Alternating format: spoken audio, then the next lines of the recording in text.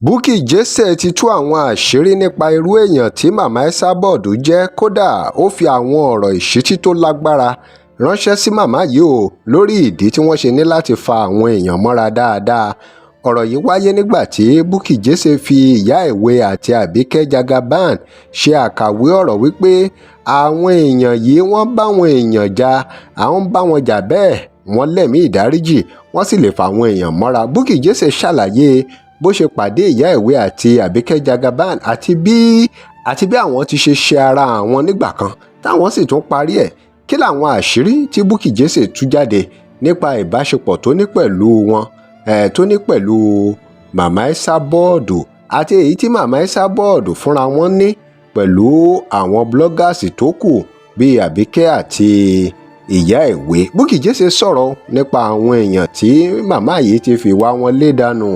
Wìrìwìrì ọ̀rọ̀ jáde lórí ọ̀rọ̀ Mama Esabod pẹ̀lú bí ìwà wọn ṣe wá affect ọmọ wọn náà báyìí, Hannah, tọrọ ẹ̀ ti gba gbogbo orí social media kan wípé tí boyfriend ẹ̀ jáde láti yẹ̀yẹ́ ẹ̀. Nǹkan kì í ṣẹ̀ṣẹ̀ ràgó ẹ̀yin èèyàn, ẹ gbóhùn lẹ́nu Bukky Jesse lórí ọ̀rọ̀ Mama Esabod.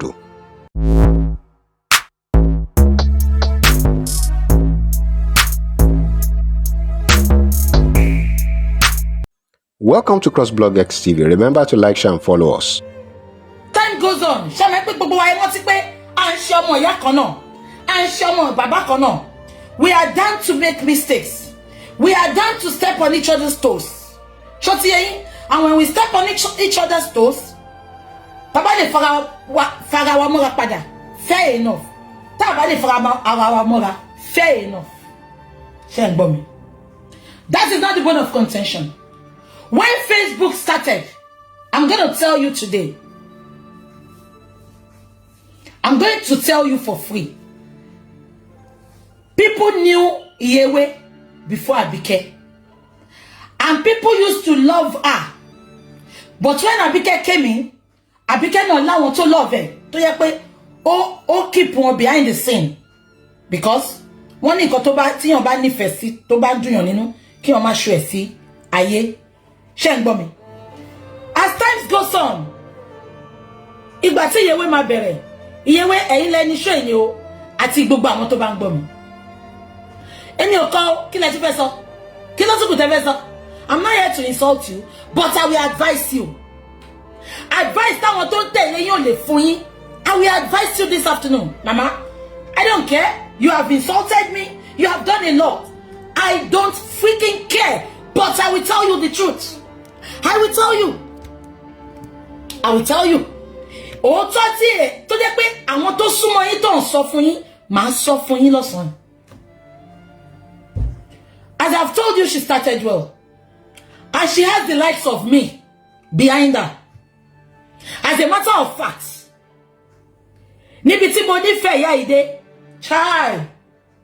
Ìgbà tí ọmọ tó wà ní Woolwich yẹn tó ń taṣọ yẹn. Ìgbà tó lọ báyà yìí tó fẹ́ nà ní ẹ̀yìn hotel. Mo pe Ṣadé Eloquenza, mo ní jẹ́ ká lọ.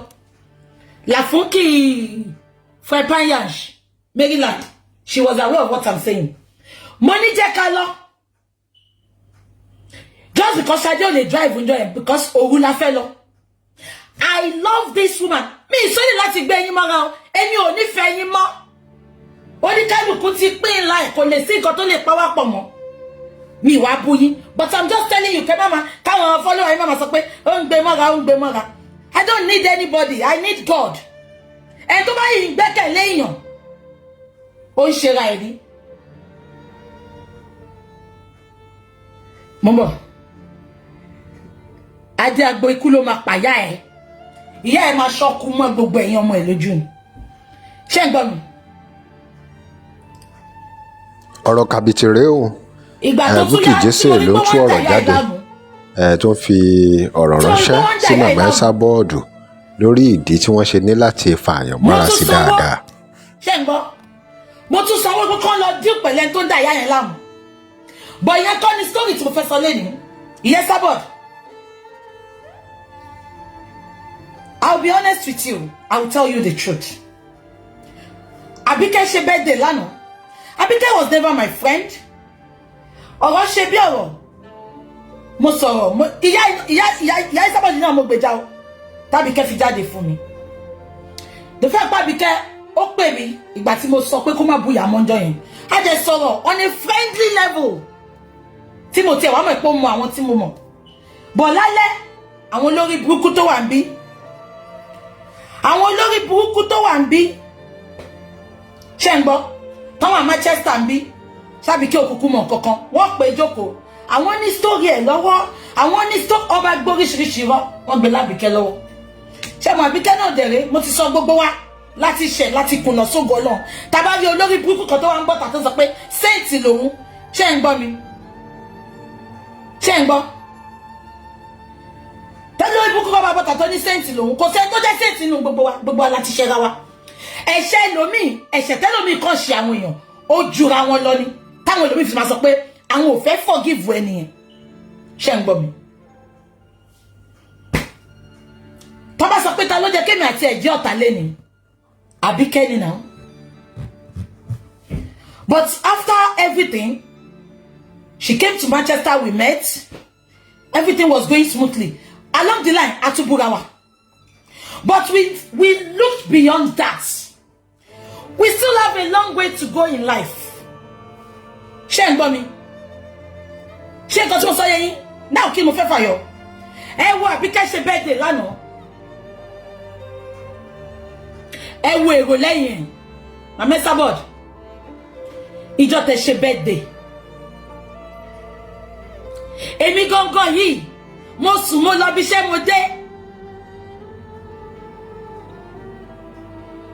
àbí kò yé yín mo sùn mo lọ síbi iṣẹ́ mo dé tí ìjẹ́ kílẹ̀ ṣú ṣé kí ṣọ́ọ̀kì yẹn Esabod you know I'm always celebrating you the fact that we are not close but whenever I see something I call you to advise you.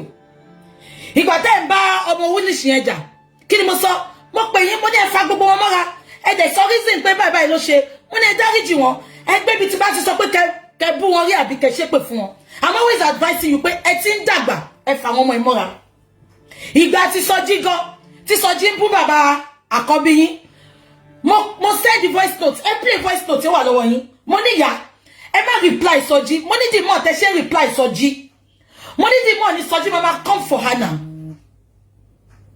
Hold on, mumbo. Mo ní the money Sọjí mama come for àkọ́bí yín. Mo ní kò dẹ̀ ṣe yín àkọ́bí yín ló mama affect. I spoke to you. Mo dẹ̀ sọ pé gbogbo àwọn tó ń tẹ̀lé yín fake people that are following you tó yẹ pé wọ́n fi yín settle scores wọn ni. They did tell you that even when Sọjí was attacking you. But the yẹ pé wèrè kan ló lọ túlé because Sọjí spoke with me later. Sọjí léyàn kan ló lọ túlé bàbá òun bóun náà ṣe dá padà nìyẹn. Mo dẹ̀ ní kó má bínú. Mo pe Sọjí mo bá sọ̀rọ̀ gan. Máa wo gbogbo yín tẹ́ máa sọ pé ọmọ Bukky èèyàn burúkú ni. Tẹ́ bá mọ̀ nǹkan tí máa ń ṣe behind the camera. The length I go behind the camera. You will know that I have a good heart. Boko mi kàn nígbà ní kò cheat èèyàn lójú mi àbí kò cheat mi. Ìgbà tí Sọjí I called you. Sorry, I sent a message to you. Mo ní ìyá ẹyẹ fún Sọjí lésì mo ní bí Sọjí ṣe ń bú bàbá ọmọ yìí ẹ̀yin kọ́ ló affect ọmọ yẹn ni ẹ jẹ́ ṣàlàyé fún mi ẹ fẹ́ lè máa kéńjọ́ náà ẹni à ọkọ mi ò ṣe èmi kọ́ ni mo wá lọ àwọn ọmọ tó tẹ̀lé mi ló wá lé ẹ lọ èmi kọ́ ni mo ṣe mo dẹ̀ advice yín mo ní ẹ má dá lóhùn ẹ dẹ̀ ní kò rí bẹ́ẹ̀ pé gbogbo nǹkan tí Sọjí sọ nípa máa yẹn ẹni kò rí bẹ́ẹ̀ ìpè if only tí n bá lè bá yín ṣe ṣàlàyé fáwọn èèyàn pé bánà àkọ́bí ẹ̀ ń fún lówó ó ń tọ́jú ẹ̀ ipò fowó mọtí ni mo jẹ́ bọ́tà ń jọ yẹn kò jẹ́ kí n bọ́tà sí yín náà kò jẹ́ kí n bọ́tà fún yín but mo bọ́tà because ẹ ti ṣe oríṣiríṣi fún mi but I looked beyond that mo ti ní gbogbo àtàwà lórí social media kọ́lọ́ fi ṣe ọwọ́ wa dá wa lẹ́jọ́ I looked beyond that mi ìró gbogbo nǹkan tẹ́ ṣe fún mi gbà yẹn mo bọ́tà mo ṣe show yẹn fún Sọjí mi ìdẹ kọ́kọ́ mi ìbúyàn ìgbà tí Sọjí wá tó wá ń bú mi tó wá attack mi mọ́ orí show mi ni mo wá bẹ̀rẹ̀ sí ní kàn fún mo ṣe show yẹn mo bẹ ọ̀tún mo bẹ òsì àbí kò yẹ yín ẹ bá mi dìyẹn mú èmi gangan tó bá ní number one tó support yín ìgbà tẹ́yìn àtàbí kẹ́ńjà èmi ni nǹkan tí àwọn ayé fi ojú mi rí mi lè délé sọ nǹkan tí wọ́n fojú mi rí but I thank God today I'm still standing. That is not the bone of contention. Kí lẹ ṣe fún mi? Aunty Eileen ló kọ́kọ́ gbé yín lọ sí London láyé. Ìgbà tá bẹ̀rẹ̀ show, tá ń follow Ayé Àtewé. Aunty Eileen used to be your very close person. Wọ́n invite yín sí party ní London. Aunty Eileen Ayélọ́wà, sorry Ewé. Aunty yẹn birthday yín mi fẹ́ wá. Aunty Banke àti Aunty Eileen wọ́n ní gbọ́dọ̀ wá t-shirt tí mo wọ̀ gan wọ́n rà fún mi. Wọ́n ní tó bá wá, wọ́n máa ní màmá máa bínú mo ní okay, I'll come. Adé lọ party yẹn.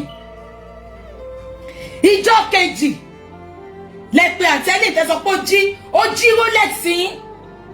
Ṣẹ́rí kò ń ṣe gbogbo èèyàn ni lè ṣe ẹlẹ́dà Ìyewé. Ṣé ń gbọ́? Kò ń ṣe gbogbo èèyàn lè ṣe ẹlẹ́dà ẹ̀. Ẹ sọ pé Aunty Eileen jí Rolex yín ó lé ní èmi gangan ni mo kọ́kọ́ pè yín jọyẹ màmá. Tẹ́ bá ní agbára lóòótọ́ ó jẹ́ kẹ́ mọ àwọn tó nífẹ̀ẹ́ yín genuinely àtàwọn tó jẹ́ pé wọ́n fi yín fight scores wọn ni. Èmi ni mo kọ́kọ́ pè yín mo ní màmá Ìdírè. Ọ̀rọ̀ kàbìtì rèé o. Mo ní Aunty Eileen mo dẹ̀ bá kí Bukky Jesse ló ń tú ọ̀rọ̀ jáde. Àǹtí yẹn ra ọtí. Tó fi ọ̀rọ̀ ránṣẹ́ sí màmá Esabod lórí ìdí tí wọ́n ṣe ní láti fààyàn mọ́ra sí dáadáa. Ìgbà tí ò sí wàhálà ṣàmì pé àwọn ayé sọ pé wọ́n bẹ̀ wá da pàtí rú. Kò sí rọ́ tí màmá ò pa mọ́ Aunty Eileen. Aunty Eileen sunkún báyìí. Mo bẹ̀rẹ̀ sí ní bẹ̀ wọ́n ni mo kúnlẹ̀ báyìí mo ń bẹ̀ wọ́n ni. Mo ní mọ́mí ẹjọ́ èdì ló mú màmá ẹjọ́. Mo ń bẹ̀ àǹtí yẹn báyìí ni. Aláàánú tẹ́tí kọ́kọ́ lé lára yín nìyẹn. Ẹ bá mi máa kà. Number 1. Ṣé ń gbọ́ mi? Èmi tẹ́ ń wò yìí. I fought a battle back to back. Back to back. Gbogbo ayé mi. Bí ṣe fi gbogbo ayé mi jàjà Mohbad. Bẹ́ẹ̀ ni mo ṣe fi gbogbo ayé mi jà fún ìyá. I lost a lot of things. Ṣé ń gbọ́ mi? I lost a lot of things. But mi ìwọ bẹ̀. Tí n bá ń jà fún yàn tí mo like. Mo máa àjàdíjú ni máa ń jà. Èmi ò ń ṣe àwọn tó ń tẹ̀lé Yansin tó ń fi ìyà fight scores tó fi ń settle scores sí wọn. Èmi ò lẹ́yìn tí mo ń bá jà lórí íńtánẹ́ẹ̀tì ń gbà yìí. Mo kàn rí pé ìyá yìí àwọn àtàbí kẹ́ńjà mo dẹ̀ gbèjà wọn ni. So àwọn tó ń follow yín sí ló fi ń fight scores, settle scores. I don't have anything to gain from you. Mi ìtọrọ owó rí lọ́wọ́ yín. Mi ìbẹ̀yìn fún anything rí. Fún mi kan rí mi ìrọ́jọ́ mi fún yín rí. Àbí ìgbà tẹ́lẹ̀ àtẹ̀gbọ́n mi gọ́jà tẹ́ pè mí pé tí bá ti lè rí slippers ẹ máa bá mi ṣiṣẹ́ fún. Àbẹ́ ìrántí kí ni mo sọ? Mo ní màmá ẹ má worry. Ìgbà tí Bímbọ́ Ṣóńdé tó gbé story ìyàwó bàbá mi wá fún yín. Tẹ́ni ṣé kẹ́dá sí kí ni mo sọ? Mo ní màmá ẹ má worry. Because ìrègùn lẹ máa ṣe tó bá dọ̀la. Ṣé ń gbọ́ mi gbogbo yín? Aunty Eileen fought your battle. Ìgbà tẹ́ máa after tẹ́ ṣe birthday yín tán ó lè lẹ́ fi lo àǹtí yẹn. Àǹtí yẹn walk away. Èmi náà the same thing. Kí ni mo ṣe? Àwọn ọmọ lẹ́yìn olórí burúkú yín náà ni. Wọ́n update fún mi jọ́ náà ni. Mo jẹ́ pé yín. Mo ní ìyá. Kí ni mo ti ṣe táwọn ọmọ yín update fún mi? Mo ní ibo náà wà ìgbà tí mò ń gba bullet fún yín. Ìbílẹ̀ yìí tó bẹ̀rẹ̀ sí ní update. Àwọn ọmọ ayé wọ́n bẹ̀rẹ̀ sí ní attack mi pé Ọlọ́run mú mi. Bí n ṣe decide pé mo bá wọn ṣe mọ́ nìyẹn. Aishata. She fought your battle back to back, left and right. Aishata Adeleni. Rimo. Anabayowa. She fought your battle. Anabayowa tell the parent to Ìyá Esabod. Anabayowa le parent. Torí mi Anabayowa. Èmi l'Anabayowa rí bí big sister ngba. We are so close, èmi Anabayowa. Tí bá lọ sí Kogan, every minute no mama pè mí. Aunty Bukky Bolewa. But I dúpẹ́ f'Ọlọ́run, alhamdulillah. Ṣé ń gbọ́ mi? Anabayowa not the same thing. Mama, kí ni mo fẹ́ fàyọ? Mi mọ́ mélòó ọ̀pọ̀ òjò tó ti rọ̀ tílẹ̀ ti fi mú. Mama, tí yóò bá ti wà, tí ò kí ń wo ọjọ́ kan mọ́yàn lára, which is your behavior, I will tell you today. Mama, you will lose good people that surround you. Ẹ máa ṣe pé kí ló ṣe fún mi F4 o ń ṣọlọ́run. Wọ́n ń ṣọlọ́run lóòótọ́, but Ọlọ́run ló máa ń rán síyàn. Ẹ wo Aunty Suara. èmi láti sọ ara ìtorí mi láti sọ ara ṣe wà lórí Facebook. She loved me to bits. I know her family, she knows my family. We are so close. Ìgbà tèmi àti yín ò ṣe mọ́. Àǹtí Suara ò follow mi, ẹ̀yin ló follow. Níbi tó nífẹ̀ẹ́ yín dé. Kí ni àǹtí Suara yìí ṣe? Àǹtí yẹn ó kéré jù, kò fún yín lówó, á fún yín $1,000 níjọ́ mi. Á fún yín $1,500. Ṣí ó máa náwó fún yín ni. Mi mọ̀ nǹkan tá àǹtí yẹn ṣe fún yín. Immediately ẹ ti bọ́ta. Ẹ ti bẹ̀rẹ̀ sí ní attack àwọn family ẹ̀. Family ọmọ lọ́mọ tí ò sọ story ara ẹ̀ fún yín rí, ẹ bẹ̀rẹ̀ sí ní parọ́ mọ́. Ó lára ọmọ òun ò yá, ó gbàgbọ́ lọ́wọ́ mi. Nǹkan tí mo ní ṣe gbèsè ayé mi ni. There are many people tó ń sọ̀rọ̀ tó ń bú mi tí mo dá lóhùn. Kò ṣe pé mo lè dá wọn lóhùn o. Mo ń wo ṣe fún wọn ni. Mo ń rọlá ọjọ́ kan mọ́ wọn. Kò sẹ́ni tó ní ọ̀rọ̀ mi lẹ́nu ní gbogbo àwọn tó ń sọ̀rọ̀ sí mi. I swear with my mother's life and father's life. But you máa ń ro ọjọ́ kan ni. Ṣé rí nǹkan tí Àbíkẹ́ tó ṣì wà superior jù yín lọ? Let me tell you today, Mama Esabod. Ṣé a máa sọ pé àwọn tó wà ní tíìmù Àbíkẹ́ ò kí ń ṣe ni? Ṣé a máa sọ pé àwọn tó ń support Àbíkẹ́ ò kí ń ṣe ni? Wọ́n ń ṣe Àbíkẹ́ ṣùgbọ́n ó ń lùkèwé ni. Olórí tíìmù tó jẹ́. Bukky Jesse ló ń tú ọ̀rọ̀ jáde. Ibi àgbà láti máa ń bá. Tó fi ọ̀rọ̀ ránṣẹ́ sí Mama Esabod lórí ìdí tí wọ́n ṣe ní láti fààyàn mọ́ra sí dáadáa. Ìyá Ìbàdàn tó wà ní Nàìjíríà. Ìyá Ìbàdàn náà gba búlẹ̀tì yín gan. Ìyá Ìbàdàn lè ṣẹ̀yìn lóòótọ́ bẹ́ẹ̀ ṣe sọ pé ó ní kó má fẹ́ àkọ́bí yín. But kí ló wà ń bẹ́ẹ̀ tẹ́ ẹ̀ lè pé kẹ́ sọ fún Ṣẹ̀mí bí èlògùn ọ̀rẹ́ ẹ̀. Ìgbà tẹ́ máa ṣe ṣó fọmọ yẹn náà. Ẹ ṣe yàmàyàmà ni.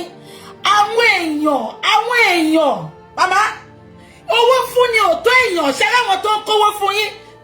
Kò tó èèyàn, ẹ gbọ́ nǹkan tí Sọ̀ní sọ ni. Sọ̀ní Adé sọ pé tí bá wá owó lọ, tí bá pàdé iyì lọ́nà, bá padà ìtorí iyì ni máa fowó rà. Am I communicating? Mama, owó fún ni ò tó èèyàn. Àbíkẹ́ ṣe birthday lánàá, ẹ wo èèyàn lẹ́yìn ẹ̀. Ṣé gbogbo àwọn tó celebrate Àbíkẹ́, even èmi tí mo sọ̀rọ̀ ẹ lọ gbé fídíò mi tó ti ń bú mi jáde o. Ẹ mú kẹfì sínú wòdì yín sẹ̀.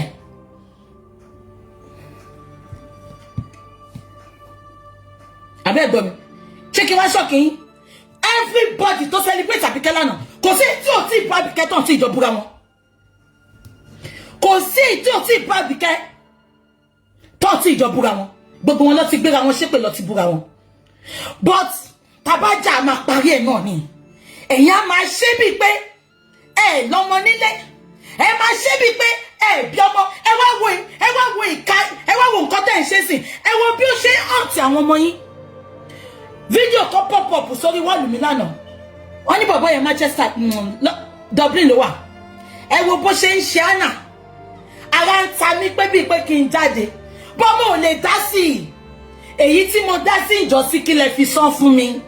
Tó ẹ̀yin èèyàn wa, òun lẹ gbọ́ lẹ́nu Bukky Jesse yìí o. Àwọn Yorùbá ní ibi gẹrẹjẹ báyìí láti ń bá gbà. Àwọn Yorùbá ní àgbà máa ń gbà ní Ṣẹ̀mí kí n bí ẹ báyìí lóògùn ọ̀rẹ́. Kò sóhun tó dàbí iyì. Bá a bá ń wówó lọ, bá a bá ti pàdé iyì lọ́nà, gbogbo ẹ̀ ti gúnrégé náà nìyẹn. Bukky Jesse ti gba Mama Esabod níyànjú lórí ìbáṣepọ̀ tí wọ́n ní pẹ̀lú àwọn èèyàn, bí wọ́n ṣe ní láti ṣàtúnṣe. Bukky fi ìyé ìwé àtàbíkẹ́ ṣe àkàwé bí Esabod náà ṣe ní láti tún wà ẹ̀ ṣe pẹ̀lú bó ṣe ń bá àwọn èèyàn ṣe, kó má di pé àwọn èèyàn á máa sá fún wọn, àwọn tó fẹ́ràn wọn á máa sá fún wọn nígbà tó bá di pé bóyá wọn ò dáríjì wọn ni àbí wọn ò fà wọn mọ́ra. Gbogbo èèyàn lọ̀rọ̀ yìí wá bá wí o. Ẹ já mọ èrò ọkàn yín, kí lè ròyìn lórí ọ̀rọ̀ yìí. Ẹ drop comment yín. Remember to like, share and follow us. Thanks for watching.